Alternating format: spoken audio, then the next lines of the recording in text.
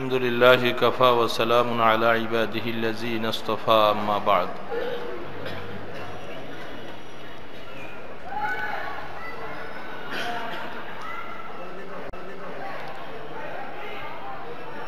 ইশার নামাজ জামাতের সাথে আল্লাহ পাক পড়ার তৌফিক দান করলেন, শুকর আদায় করি আলহামদুলিল্লাহ।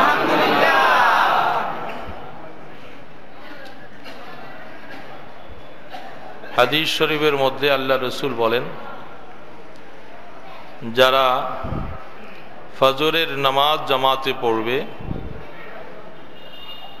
এবং ইশার নামাজ জামাতের সাথে পড়বে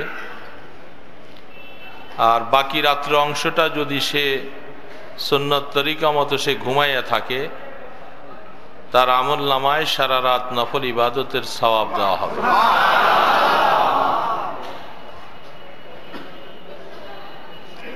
কাজ দুইটা হলো, আর দোনোটা ইবাদত হাদিসের মধ্যে আসছে একটু কষ্ট। বিশেষ করে ইশার নামাজ থেকে ফজরের নামাজের শরীক হওয়া, এটা কষ্ট বেশি। তো কষ্ট এই জন্য ছেড়ে দিব। জীবনে তো বহু কষ্টের কাজ করে থাকি আমরা। রমজান মাসে, রমজানের আগে যারা 30,000 50,000 টাকা পাবে, এই টাকাটা দিয়ে সে বাল বাচ্চা নিয়ে ভালো খাবে,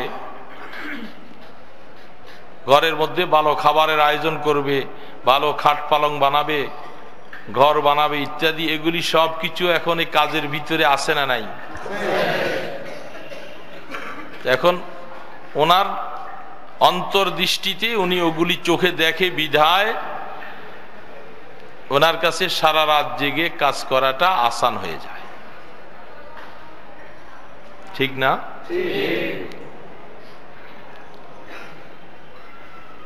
ঠিক এরকম ভাবে দুনিয়ার যত মেহনত আমরা করতেছি, প্রত্যেকটা মেহনতের পিছনে চক্ষু বন্ধ করে খেয়াল করলে দেখি ওটার মধ্যে আমার অনেক কিছু দেখা যায়। এই জন্যই আমার মেহনত করা সহজ।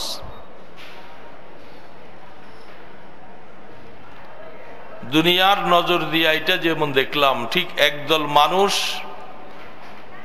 যাদের দিল আল্লাহ পাকের সাথে লাগছে, তারা দেখে নামাজের মধ্যে কবরের শান্তি দেখা যায়, নামাজের মধ্যে জান্নাতের হুরুগেলমান দেখা যায়, নামাজের মধ্যে পুলসেরাত পার হওয়া দেখা যায়, নামাজের মধ্যে সে আমলনামার ডান হাতে দেখা যায়, নামাজের মাধ্যমে আল্লাহ পাকের দিদার দেখা যায়। এই জন্য শত কষ্ট হলো তার কাছে নামাজ তখন মজা লাগে, কষ্ট লাগে না। নজর তো দুটোটা একই রকম। যিনি ব্যবসার ভিতরে নজর দেখে, তার নজরের মধ্যে দুনিয়ার চাকচিক্য, দুনিয়ার আরামায়েশ, বিল্ডিং, দালান কোঠা, ছেলে পেলে, আত্মীয় স্বজন নিয়ে আনন্দ উল্লাস, কাপড় চোপড়, এগুলি দেখা যায়। আর যদি অন্তর চক্ষু দিয়া আহলুল্লাহ নেককার যদি হয়ে থাকেন, আপনার নজরের মধ্যে ওই জান্নাতের এগুলি দেখা যাবে। আল্লাহ রসুল বলছেন, যারা এইভাবে নামাজ পড়বে, যারা এইভাবে আল্লাহ পাকের হুকুম পালন করবে, তাকে পুরস্কার হবে, সে জান্নাতের মধ্যে বিনা হিসাবে চলে যাবে। রিজিকের জন্য কষ্ট করা লাগবে না, রিজিকের অভাব অনটন দূর হয়ে যাবে, কবরের মধ্যে নূর হবে, আমলনামা ডান হাতে হবে, বিনা হিসাবে জান্নাতে যাবে। এই জন্য শীতের রাত্র চোখে ঘুম ভাঙ্গা উঠতে তার খুব কষ্ট লাগে, ডাকতেছে ডাকতেছে উঠে না, কিন্তু তার নজরে যদি অন্তর্দৃষ্টি দিয়া তাকায়, ওই আখেরাতের জিনিসগুলি সামনে যখন চলে আসবে, তখন তার ঘুম থেকে উঠা তার কাছে কষ্ট লাগবে না।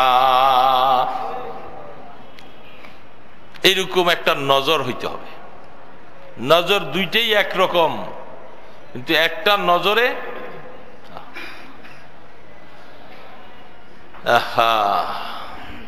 আল্লামা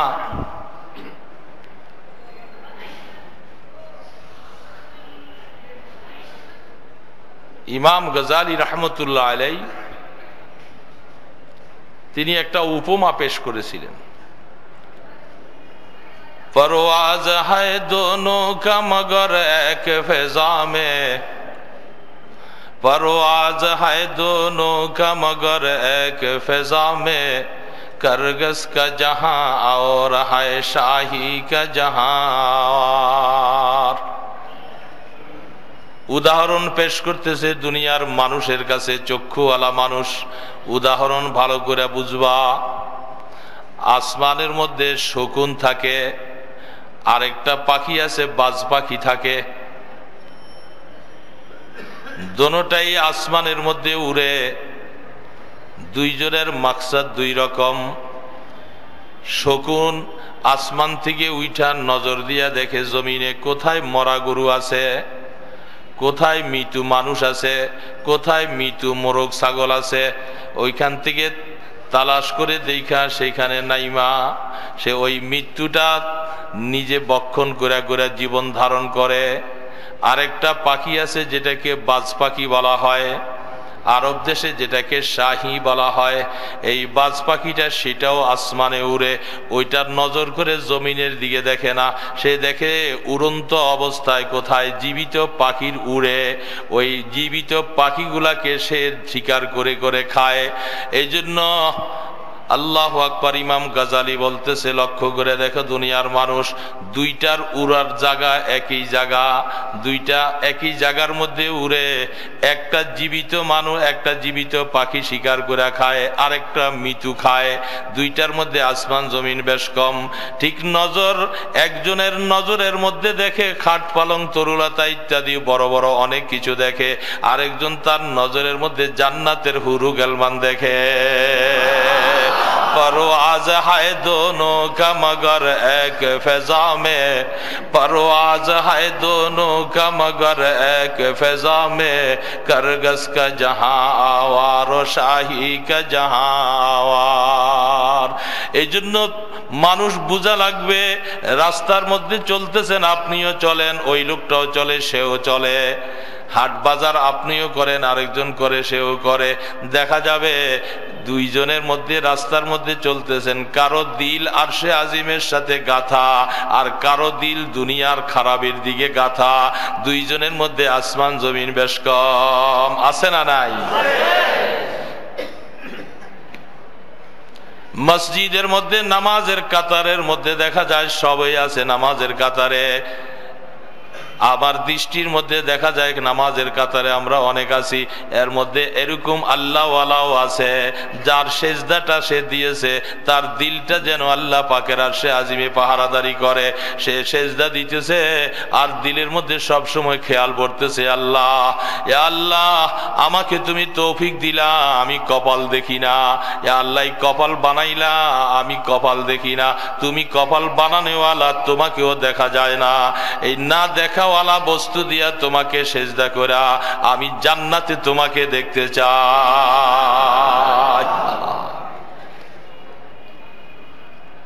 দেখা তো একই রকম। এই জন্য কেয়াস সকলের অবস্থা এক রকম নয়, কেয়াসের মধ্যে বেশ কম আছে, চিন্তার মধ্যে বেশ কম আছে।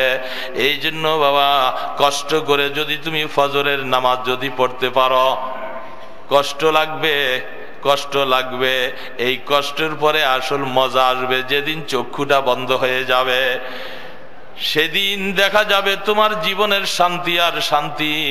জীবনে এত কষ্ট করেছিলা, ঘুমকে হারাম করে তুমি ডাকলা, কবরে যাওয়ার সাথে সাথে যখন প্রশ্ন হয়ে যাবে আল্লাহ পাকের পক্ষ থেকে প্রশ্নের জবাব সহজ হয়ে যাবে, আল্লাহ পাকের পক্ষ থেকে ঘোষণা আসবে আফরিশুহু মিনাল জান্নাহ ওয়া আলবিসুহু মিনাল জান্নাহ ওয়াফতাহ লাহু বাবান ইলাল জান্নাহ নুমকা নাউমিল আরুস।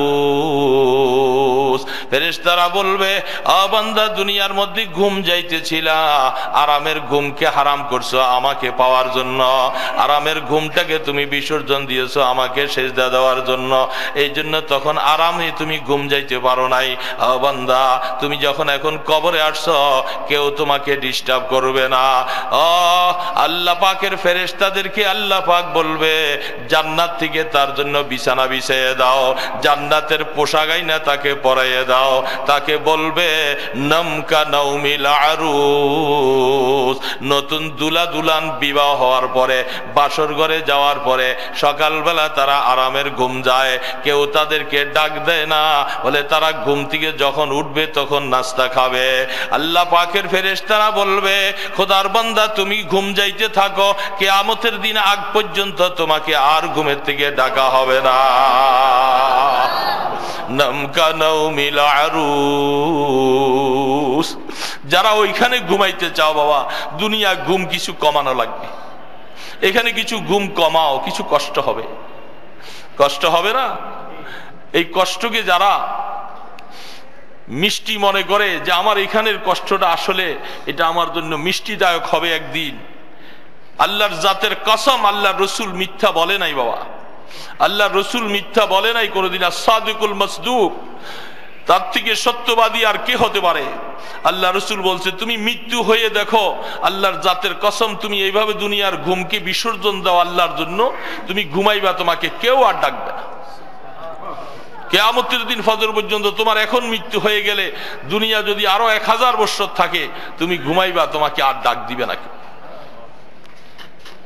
কি একটা জীবন না হবে তখন। এই জন্য প্রত্যেকের চিন্তা একরকম না, মানুষ সবাই একরকম না। বাজাহের বা হামা মরদম নেশাস্তা, বাজাহের বা হামা মরদম নেশাস্তা, বাবাতেন আজ হামা খাতির গুজেস্তা, বাজাহের সেজদে গাহ সে জমিবুদ, বাবাতেন মসজিদ আরশে বরিবুদ। আরে জাহিরি ভাবে দেখা যায় একই রকম, বোঝা যায় আসলে একরকম না। কারো সেজদা জমিনের মধ্যে পড়ে, আর কারো সেজদার সময় আল্লাহ পাক বলে আমার কুদরতি পাটা তার সেজদার নিচে বিছাইয়া দে। হাদিস শরীফ, কোরআন শরীফে আল্লাহ পাক বলতেছে কিয়ামতের ময়দানে আল্লাহ রাব্বুল আলামিন ডাক দিয়া বলবে ও দুনিয়াওয়ালারা, যারা দুনিয়ার মধ্যে আমাকে সেজদা করেছ, দুনিয়ার মধ্যে সেজদা করলা কি করলা না, ময়দানে হাসরে আল্লাহ পাক বলবে তোমরা আমাকে একটু সেজদা করে দেখাও দেখি। যারা দুনিয়ার মধ্যে আল্লাহকে সেজদা করেছে, সব সেজদার মধ্যে লুটিয়া যখন পড়বে, আল্লাহ পাক বলতেছে ওয়াকাশাফা আন সাকাই, আল্লাহ পাক নিজের কুদরতি পাটা বান্দার সেজদার নিচে বিছাইয়া দিবে।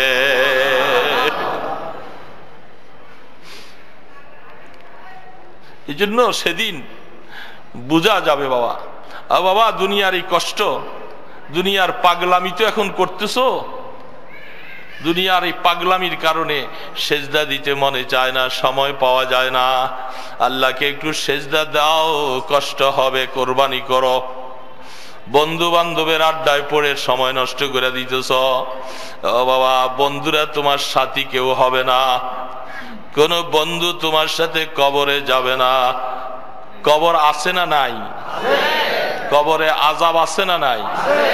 আল্লাহ রসুল দোয়া করতেছে আল্লাহুম্মা ইন্নী আউযু বিকা মিনাল আজজি ওয়াল কাসাল ওয়া আউযু বিকা আন আরুদ্দা ইলা আরযালিল উমর ওয়া আউযু বিকা মিন ফিতনাতিদ দুনিয়া ওয়া আযাবিল কবর। আরে যদি আযাবে কবর যদি নাই থাকবে, দয়াল নবী আযাবে কবর থেকে আল্লাহর কাছে ফানা চায়। দয়াল নবী ফানা চাওয়ার মানে হলো আরে উম্মতেরা তুমি আযাবে কবর থেকে আল্লাহর কাছে ফানা চাও, কবরের মধ্যে হয়তো শাস্তি হবে নতুবা শান্তি হবে, দুইটা ছাড়া কবরের আর ভিন্ন কোনো রাস্তা নাই। এই জন্য যুবক বাবাজিরা, যেই বন্ধুদের তালে পড়া পড়া তোমার হায়াতটা শেষ করে দিছ, ও বন্ধুরা তোমার মৃত্যুর পরে একটা রাত্র তোমার সাথে কবরে কেউ থাকবে না। এখন মৃত্যু হয়ে গেলে বন্ধুরা তোমাকে খাটের মধ্যে করে নিয়ে কবর পর্যন্ত পৌঁছবে, কিন্তু তোমার সাথে একটা রাত্র থাকবে না কেউ। লক্ষ টাকা দিয়েও যদি কাকেও তুমি চাও যে আমার সাথে কবরে তুমি একটু শোও না, আল্লাহর জাতের কসম কেউ রাজি হবে না। হবে কেউ? তো এই যে বন্ধুদের কারণে নামাজগুলি ছেড়ে দিছ, নামাজগুলি চলে যাইতেছে, হেলায় খেলায় কেটেছো ফজর, ঘুমিয়ে কাজা করেছো ফজর, তখনই জাগনি যখনই জোহর, হেলায় খেলায় কেটেছো আসর, মাগরিবের ওই আজান শুনানি, জামাতে শামিল হও রে বান্দা, এখনো জামাতে আছে স্থান। তোমাকে আহ্বান করতেছে, ফজর পড়ো নাই, জোহর পড়ো নাই, আসরও পড়ো নাই, মাগরিবও তুমি পড়ো নাই, আরে এশার সময়ও তোমাকে ফেরেশতারা ডাক দিয়া বলে, ও খোদার বান্দা, সারাটা দিন গাফলতির সাথে কাটাইয়া দিলা, আরে এখনো সময় আছে, তওবা করো, তওবা করো, ফিরে আসো। এশার সময় হলেও তুমি তওবা করে আল্লাহর কাছে সেজদা দাও, আল্লাহ পাক তোমাকে মাফ করে দিবে। কতদিন আর গাফলতি কাটাইবা, কতদিন কাটাইবা? যুবক বাবারা, সারাদিন পরিশ্রম করতেছো, এই পরিশ্রম করার পরে বাসায় আসার পরে হাত পা ধুইয়া শুইয়া থাকো, নামাজটুকু পড়তে ভালো লাগে, পারলা না বাবা দুইটা সেজদা দিতে আল্লাহকে কপালটা দিয়ে। সেজদা দিয়ে দেখো কিয়ামতের ময়দানে আল্লাহর রাসূল বলতেছে, তুমি যখন নামাজের জন্য যখন ওযু করবা, কিয়ামতের ময়দানে আল্লাহু আকবার, সাহাবায়ে কেরামকে আল্লাহর রাসূল বলেন গররাম মুহাজ্জালিন, কিয়ামতের ময়দানে সমস্ত নবীর উম্মতেরা উঠবে। ওগো দয়াল নবী, আপনার উম্মতদেরকে আপনি কেমন করে চিনবেন? কোটি কোটি মানুষ উঠবে, দুনিয়ার সৃষ্টি থেকে দুনিয়ার শেষ পর্যন্ত কত হাজার কোটি, কত লক্ষ কোটি মানুষ উঠবে। ওগো দয়াল নবী, আপনার উম্মতকে আপনি কেমন করে চিনবেন? আল্লাহ রসুল বলেন গররাম মুহাজ্জালিন। হাদিস শরীফের মধ্যে আল্লাহ রসুল বলেন, উম্মতেরা শোনো, 1000 ঘোড়া যদি এক জায়গার মধ্যে ছেড়ে দেওয়া হয়, আর একটা ঘোড়ার কপালের মধ্যে যদি একটা চাঁদওয়ালা ঘোড়া থাকে, বলে 1000 ঘোড়ার মধ্যে বাইর করা কি কষ্ট হবে কিনা? সাহাবায়ে কেরাম বলেন কোনো কষ্ট হবে না, 1000 ঘোড়ার মধ্যে কপাল চাঁদওয়ালা ঘোড়াটা মুহূর্তের ভিতরে বাইর করে নিয়ে আসা যাবে। আল্লাহ রসুল বলেন, উম্মতেরা শোনো, কিয়ামতের ময়দানে একমাত্র আমার উম্মতকে আল্লাহ পাক এই পুরস্কার দিবে, অন্য কোন নবীর উম্মতের পুরস্কার হবে না।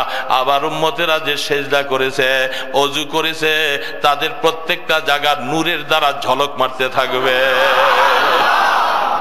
আমি তখন দেখে দেখে চিনবো এরা আমার উম্মত, এরা দুনিয়ার মধ্যে আমার এই নামাজকে বাস্তবায়ন করার জন্য, যেই নামাজের জন্য আমি এত কষ্ট করলাম, আল্লাহ পাকের এই নামাজকে বাস্তবায়ন করার জন্য তারা ওযু করেছে, তারা আল্লাহকে সেজদা দিয়েছে, এই জন্য তাদের কপালের মধ্যে নূর থাকবে, তাদের হাত পায়ের মধ্যে নূর থাকবে। আমি তাদেরকে দেখে দেখে আল্লাহর কাছে সুপারিশ করে জান্নাতে পাঠাইয়া দিব। এই পুরস্কার আর কেউ পাবে না। এই উম্মতের জন্য পুরস্কার রাখছিল যে যদি তুমি সেজদা দাও, যদি ওযু করো, আল্লাহ পাক তোমার জন্য এই পুরস্কার রাখবে। বাবারা, যুবক বাবারা, কতদিন আর হেলায় কাটাইবা? মনের সাথে একটু বুঝো, মনের সাথে বুঝো। আল্লাহ পাক আমাকে জুয়ানি দিয়েছে। হাদিস শরীফের মধ্যে সরাসরি আল্লাহ রাসূল বলেন, লা ইয়াজালু কদামা ইবনে আদম ইয়াউমাল কিয়ামাতি হাত্তা ইউসআলা আন খামস, আন উমরিহি ফীমা আফনা ওয়া আন শাবাবিহি ফীমা আবলা।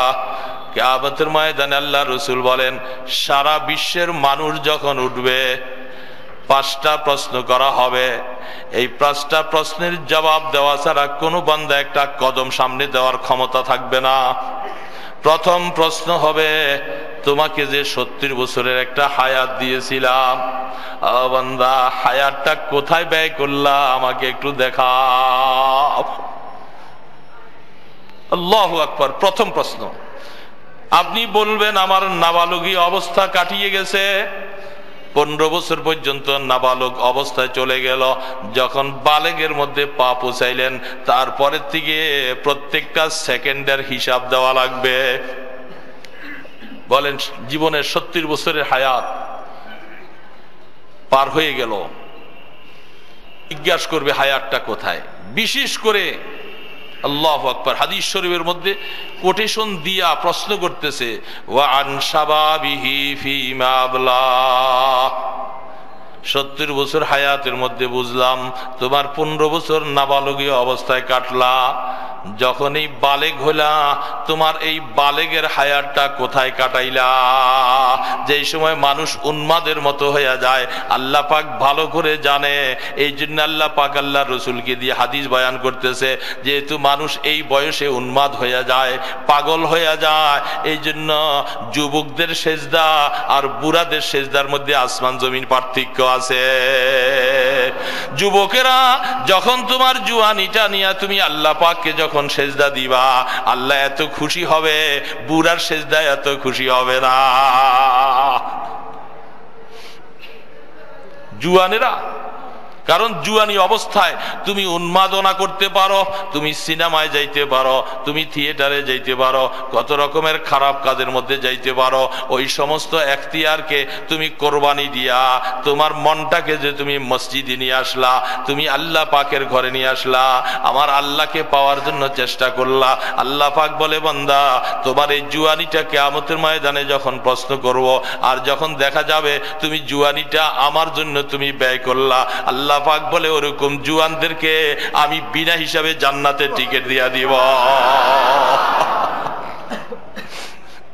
জুয়ান বাবারা, জুয়ানিটাকে গনিমত মনে করো। जवाने गुफ्त बापी रे दिलागा चेकम कर दी वगम कर दी दरीरा। जवान বৃদ্ধকে বলতেছে, ও বাবা তোমার যে পিঠটা কুজা হয়ে গেল, তুমি বাঁকা হইয়া কি তালাশ করতেছো? নিচের দিকে চেয়েছে কি তালাশ করতেছো? বুড়া হয়ে গেছো, লাঠি বট দিয়া দিয়া মাথা নিচের দিকে দিয়া কি তালাশ করো? কি কিছু হারাইয়ে ফেলছো? আহা, জওয়ানিরা গুফতে বাপি রে দেলাগা জওয়ানিরা দারিরা করদাম গম। বলতেছে, ও জুয়ান, ও জুয়ান, তুমি আমাকে তিরস্কার করতেছ। আমি কি হারাইলাম, কি হারাইলাম, কি তালাশ করতেছি আমাকে বলতেছ? আমি এই রাস্তার মধ্যে আমার জুয়ানিটা হারাইছি। আমি তোমার মতো এরকম একদিন জুয়ান ছিলাম রে বাবা, এই রাস্তা দিয়া চলছি, আমার জুয়ানিটা হারিয়ে গেছে, আমি তালাশ করতেছি আমার জুয়ানিটা কোথায় গেল, আমার জুয়ানিটা কোথায় গেল, এটুকু তালাশ করতেছি। আমি তোমার মতো এরকম সোজা ছিলাম, শটান ছিলাম, আমার দাপটে কত মানুষ থরথর করে কাঁপছে। আজকে আমি বুড়া হইয়া লাঠি বট দিয়া গুজা হয়ে গেছি, আর তুমি আমাকে বলতেছো আমি কি তালাশ করতেছি?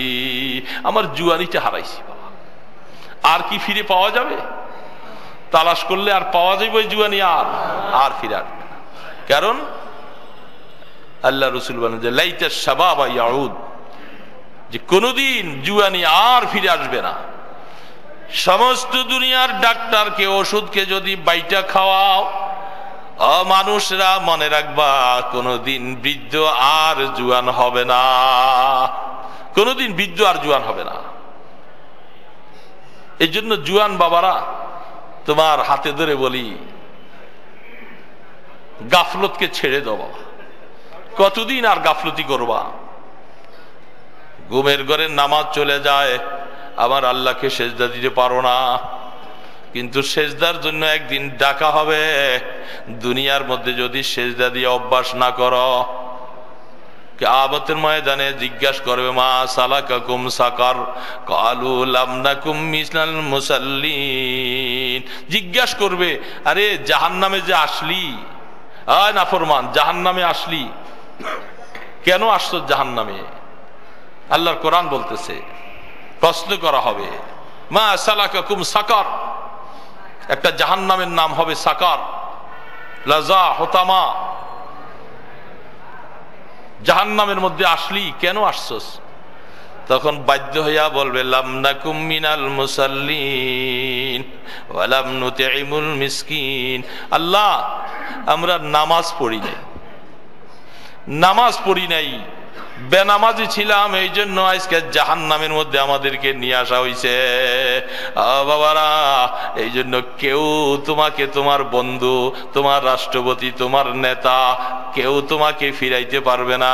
সেই দিন জাহান্নামে যখন নিয়ে যাবে, কারো ফিরাবার ক্ষমতা নাই। ফিরাবার একটাই হাতিয়ার, তুমি নামাজি হয়ে যাও, কপালকে আল্লাহ পাকের কুদরতে লাগাইয়ে দাও। দেখবা কিয়ামতের ময়দানে মোর ঘুরা যাবে, তোমার হাতটাকে যেটা বাইন্দা আগুনের দিকে নিয়ে যাইতো, আল্লাহ পাক তোমাকে ইনভাইট করে জান্নাতের দিকে নিয়ে যাবে। এই জন্য যুবক বাবারা, সময়কে কাজে লাগাও, গাফলতি আর করো না। পিছনে যা গেছে সেটা চলে গেছে, সেটার জন্য আফসুস করো, আর আগামী দিনের জন্য সোজা হয়ে যাও। তবে এটা আলোচনার মজলিসের মধ্যে একরকম লাগে, এখান থেকে বাইর হয়ে গেলে আরেক রকম লাগবে। কারণ সেইখানে শয়তান আইসা ওয়াসওয়াসা দিবে যে হুজুররা এরকম কত কথা বলবে, তোরা এত কথা শুনলে কি আর চলতে পারবি, এরকম ওয়াসওয়াসা দিবে। হযরতে হানজালা রাদিয়াল্লাহু তাআলা আনহু, তিনি এরকম আল্লাহর পয়গম্বরের দরবারে একরকম দৌড়াইতেছে মসজিদে নববীর দিকে। আবু বকর সিদ্দিক রাদিয়াল্লাহু তাআলা আনহু জিজ্ঞাসা করে, হানজালা, মসজিদে নববীর দিকে দৌড়াইতেছো, ব্যাপার কি? বলে নাফাকা হানজালা, নাফাকা হানজালা। বলে হানজালা তো মুনাফিক হয়ে গেছে, হানজালা তো মুনাফিক হয়ে গেছে। আবু বকর সিদ্দিক রাদিয়াল্লাহু চোখ বড় হয়ে গেছে, কি বলো হানজালা?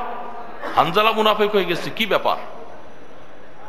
বলে আবু বকর, আল্লাহর পয়গম্বরের মজলিসের মধ্যে বসলে যখন রসুলের কথা শুনি, রসুলের চেহারার দিকে যখন চাই, তখন মনে হয় যেন জান্নাত আমার সামনে চলে আসছে।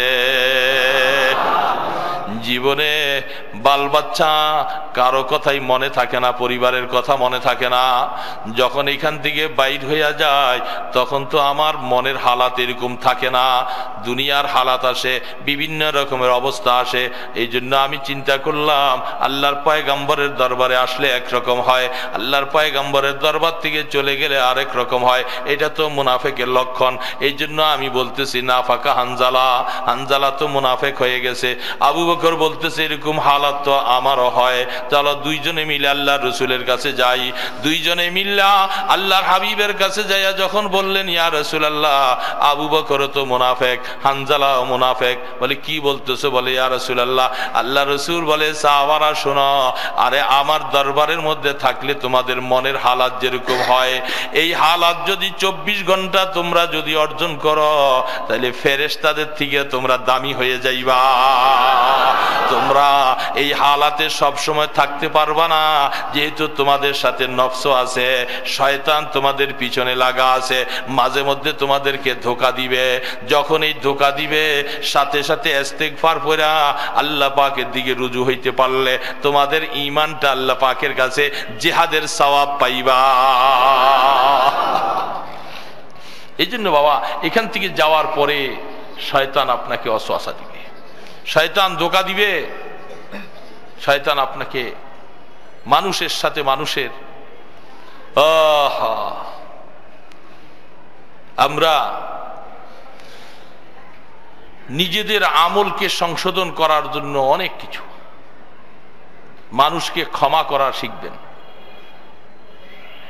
কেউ আপনার কাছে অপরাধ করছে, প্রতিশোধ নিবেন না, মাফ করে দিবেন। কি বলেন ভাইরা, বুঝেন নাই কথা? অপরাধ করেছে, মাফ করে দিবেন না প্রতিশোধ নিবেন?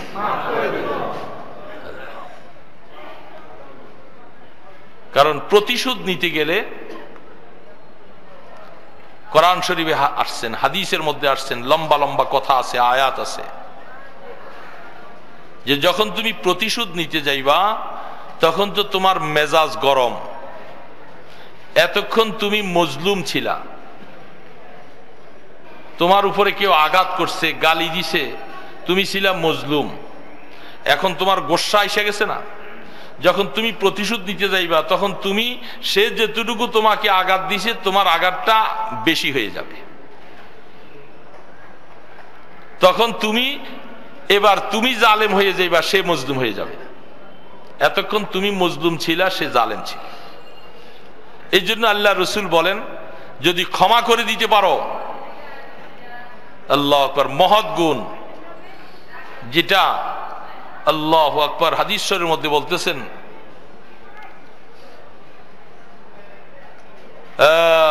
তাখাল্লাকু বিআখলাকিল্লাহ, বলে আল্লাহ পাকের গুণের সাথে তোমাকে গুণান্বিত করো।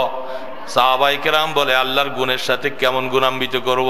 বলে আল্লাহ পাকের ধৈর্য দেখছ, আল্লাহ পাককে মানে না, আল্লাহ পাককে কত কাফের, মুশরিক, বৌদ্ধ, বেঈমান, নাফরমান, মূর্তি পূজা করে, নাফরমানি করে, আল্লাহকে আল্লাহ বলে স্বীকার করে না।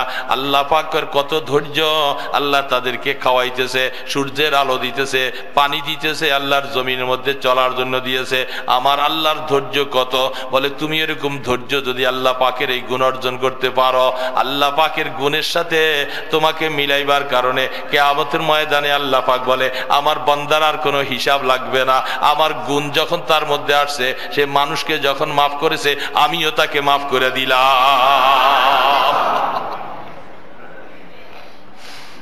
তাখাল্লাকু বিআখলাকিল্লাহ, হাদিস শরীফ।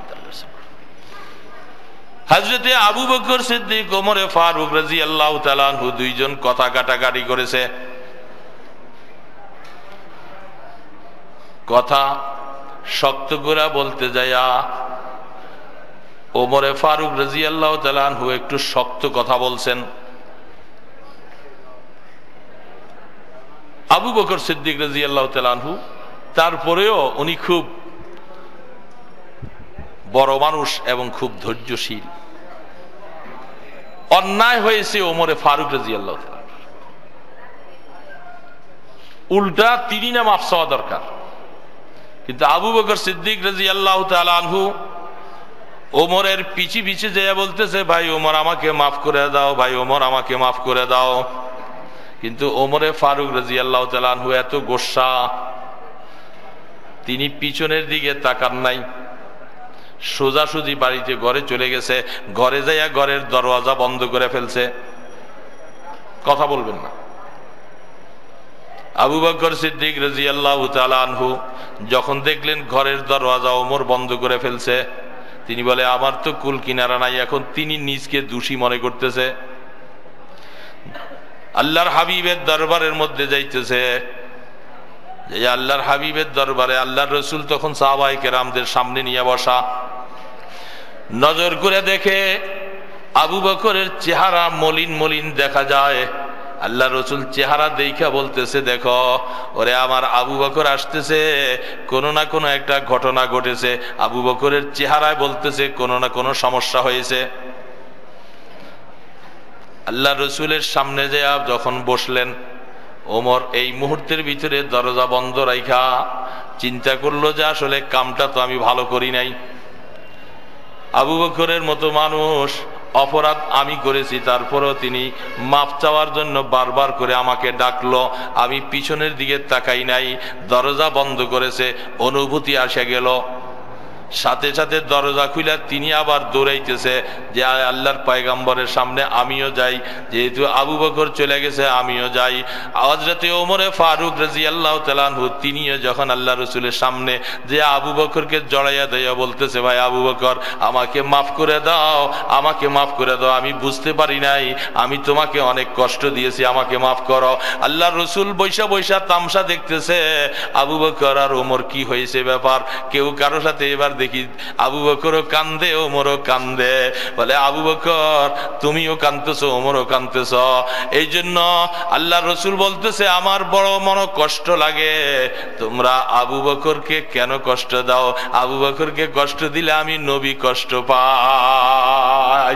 রাসূল পাক সাল্লাল্লাহু আলাইহি সাল্লামের দরবারে দুইজনে বসা এবার মুআমেলা শেষ করছে। শেষ করার পরে আল্লাহ রসুল বলতেছে, আরে আমার সামনের মধ্যে যখন দুইজন হাজির হয়ে গেল, আমার কিছু বলা লাগে না, দুইজনের মধ্যে আল্লাহ অনুভূতি দিয়েছে।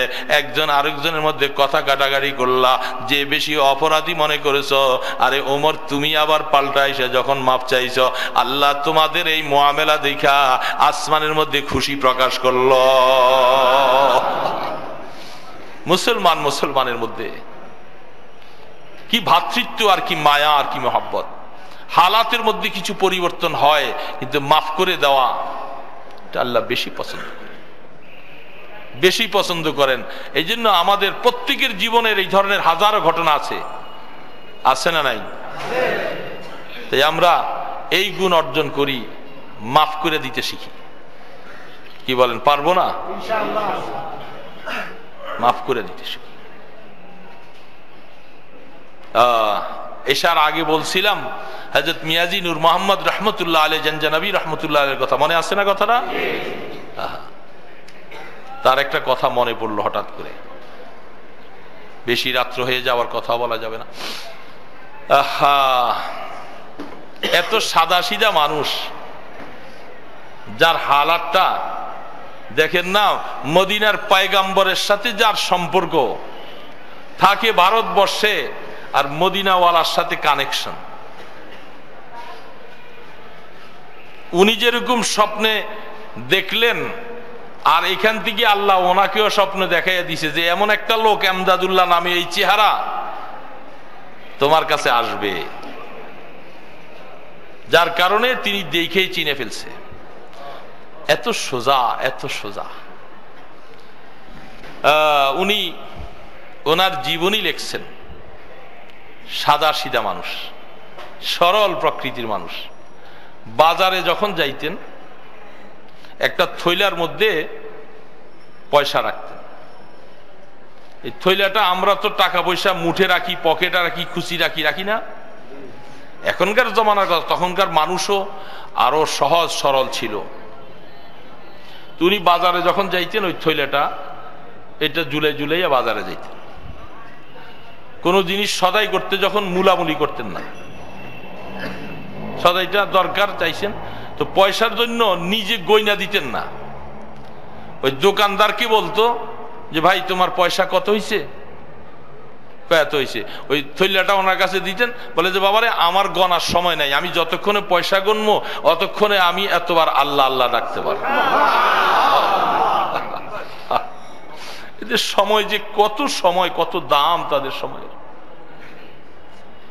বলে আমি পয়সা গনার সময় নাই ভাই, তোমার আমার জরুরত, বাজারে আসছি, তুমি এই থলিটার থেকে তোমার পয়সা তুমি গণ্য রাখো। তো এই থলিটা এটা নিয়ে তো বাজার করতেছে। একটা চোর থলিটার পিছনে পড়ছে।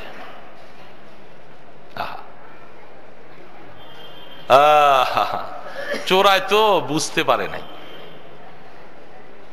হাজর তো বেখেয়াল অবস্থায় আছে, বাজার করতেছে। তো ওনার থেকে চোর টান দিয়া থইলাটা নিয়ে গেছে। আল্লাহু আকবার। কিতাবে লেখে উনি ফিরা তাকানো নাই। চোরা যে থইলাটা টান দিয়া নিয়ে গেছে, পিছনে দৌড়াইয়া ধরবে, তাকে ডাক দিবে আমার এটা নিয়ে গেছে ইত্যাদি কত কিছু না। উনি পিছন দিকে উনি তাকানো নাই যে আমার থৈলিটা কে নিছে। উনি বুঝছে চোরে নিয়ে গেছে। এখন উনি ওনার কাজে সামনের দিকে চলছেন। চোরায় থৈলা নিয়া তো পালাইছে, বাজারের ভিতরে মানুষের ফাঁকে ফুঁকি দিয়া চোরা থৈলা নিয়ে পালাইছে। বাজারের বাহিরে যাইয়া চোরা এবার মনে মনে চিন্তা করছে, বহুদিন থেকে সুযোগ চাইছিলাম পাই নাই, আজকে পাইছি। থৈলাটার মধ্যে যাই আছে, টাকা পয়সা আছে।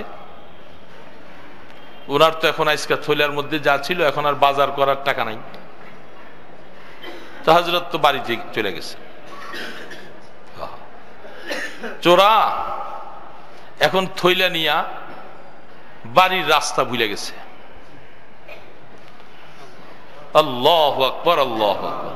বাড়ির দিকে যাইতেছে, সে হাঁটতেছে, সে বাড়ির রাস্তা ভুলে গেছে। সে আবার আরেক রাস্তায় যেতেছে। ওই রাস্তায় কতটুকু যাওয়ার পরে আবার সেই দিকে যে রাস্তা আর খুঁজে পায় না, সে আবার ফিরে আগের জায়গায় আসছে। এইভাবে করতে করতে 2-2.5 ঘন্টা সময়, চোরা এই 2.5 ঘন্টার সময় ঘুরতে ঘুরতে সে ওইখানেই আছে। চোরা চিন্তা করতেছে যে এটা কি ব্যাপার, বাড়িতে যাওয়া তো দূরের কথা, আমি তো এখন পথে হারিয়ে ফেলছি সব। চোরের বুঝে আসছে, এতক্ষণে বুঝে আসছে। আল্লাহ আকবার। কাকেও আল্লাহ পাক প্রথম চোটে বুঝায়, কেউ ধাক্কা খাইয়া বুঝে। এটাও তকদির, যদি আল্লাহ পাক হেদায়েত কাউকে দিতে চায়, ধাক্কা দেওয়ার পরে তারপরে হেদায়েত আসে, মায়ের খাইয়া হেদায়েত আসে, বিভিন্ন সমস্যা পরে হেদায়েত পায়, আর কেউ প্রথম অবস্থায় হেদায়েত পেয়ে যায়। এই জন্য হেদায়েত বহুত বড় সূক্ষ্ম জিনিস, এটা বহুত বড় সূক্ষ্ম জিনিস, এটা বুঝা বড় মুশকিল। হেদায়েত যে কোন জিনিসের নাম। চোরা এবার বুঝে আসছে যে আসলে এই থলি নিয়ে বাড়িতে যাওয়া যাবে না, আমি কার থলিটা আনছি, এখন তো এতক্ষণ বুঝতে পারে নাই, এখন তার বুঝে আসছে। হযরত তো সে তো এখানে 2.5-3 ঘন্টা এখানে ঘুরতেছে, আর হযরত বাড়িতে যে নামাজ টামাজ পড়া দরজা লাগাইয়া শুয়ে পড়ছে। উনি যখন চোরে থলিটা যখন নিছেন, কিতাবের মধ্যে লেখে সাথে সাথে উনি নিয়ত করছে যে যা, চোরা যখন নিয়ে গেছে আমি এগুলি সব চোরেকে হেবা করে দিলাম। কারণ এই বেচারা যাও একটা মুসলমান, তো সে আমার এই টাকাগুলি নিছে, নিয়ে আসে ধরা খেয়ে যাবে, কিয়ামতের ময়দানে মুসিবতে পড়ে যাবে, তো তারে মুসিবতে ফেলতে রাজি না, আমি টাকাগুলি তারে দান করে দিলাম। এটা উনি পাক্কাপাক্কি নিয়ত করে ফেলছে ওই সময়। চোর এখন রাত্রিবেলা যখন এবার পাক্কাপাক্কি এরাদা করছে যে না, আমি হুজুরের কাছে যাইয়া মাফ চাবো এবং টাকাও দিব, মাফও চাবো, পাক্কা নিয়ত করার পরে এবার রাস্তা চিনতেছে। সুবহানাল্লাহ। এতক্ষণ রাস্তা চিনে না, এক জায়গায় ঘুরতেছে 3 ঘন্টা ধরে, যেদিকে যায় ওইখানে, যেদিকে যায় ওইদিকে। রাস্তা তো এরকম হয় মাঝে মধ্যে। আল্লাহ পাক এরকম কোরআন শরীফে ঘটনা আছে, মুসা আলাইহিস সালামের কওম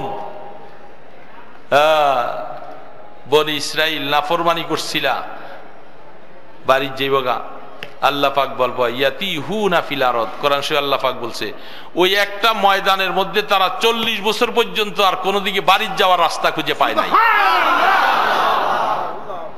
সেটা তো আল্লাহর কোরআনের কথা। একদিন নয়, 2 দিন নয়, 40 বছর পর্যন্ত ওই ময়দানে ঘুরতেছে, বাড়ি যেতে পারে না। এখন খাবে কি? বলে আল্লাহ পাক ওইখানে তাদের খাওয়া দিতেছে, খাও।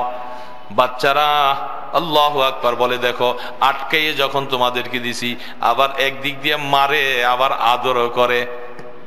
আল্লাহু আকবার। আরো সোয়ালার কারবার। মাঝে মধ্যে পানিশমেন্ট দেয়, আবার মাঝে মধ্যে 40 করে, তেলও মাখে। মা বাবা অনেক সময় বাচ্চাকে মাইরা মুইরা শরীরের মধ্যে দাগ দুগ পড়ে গেলে আবার নিয়ে মাঝে মধ্যে মালিশ করে না? আহা, আমার আল্লাহ বনি ইসরাইলকে যখন এরকম কষ্টের মধ্যে তাদেরকে ফেলছে, বলে আবার তোমাদেরকে আরামও দিতেছি। কেমন ভাবে তোমাদেরকে আরাম দিতেছি? বলে খাইবা কি? বলে খাওয়ার ব্যবস্থা আল্লাহ পাক আসমান থেকে করলো। বলে এখন কাপড় চোপড় তো নাই, ছোট বাচ্চা, সে 40 বছর পর্যন্ত সে বড় হইতেছে। বলে গায়ের মধ্যে যে জামাটা আছে, প্রতি বছর বছর সে স্বাস্থ্য যখন বড় হয়, জামাটাও বড় হইতেছে। আল্লাহু আকবার। আমার আল্লাহ পাক যে অবস্থার ভিতরে তাদের এই হালাত রেখা, যেখানে মুসা আলাইহিস সালাম হারুন আলাইহিস সালামের পরে ইন্তেকাল হয়ে গেল।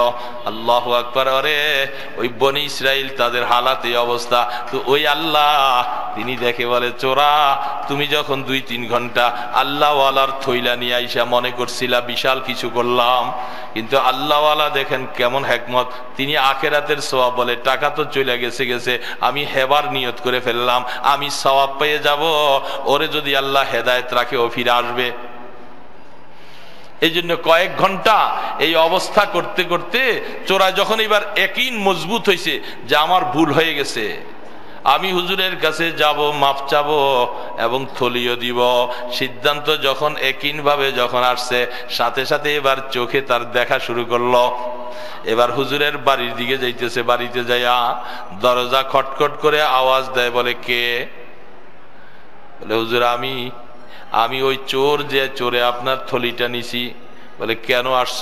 বলে হুজুর আসছি আপনার থলিটা দেওয়ার জন্য। বলে থলি আমি নিব না, থলি তো আমি তোমাকে হেবা করে দিছি, দান করে দিছি। চোরা বলতেছে হুজুর আল্লাহর ওয়াস্তে দরজা খোলেন, হুজুর আমি নিব না। বলে না না, আমি আর তোমার এটা নিব না। আল্লাহ রসুল হাদিসের মধ্যে বলছে কাকে কোনো জিনিস দান করার পরে যদি ফিরা আবার যদি এটাকে সে গ্রহণ করে নিয়ে যায় তাহলে যেন কুকুরের বগলানি সে খাইল।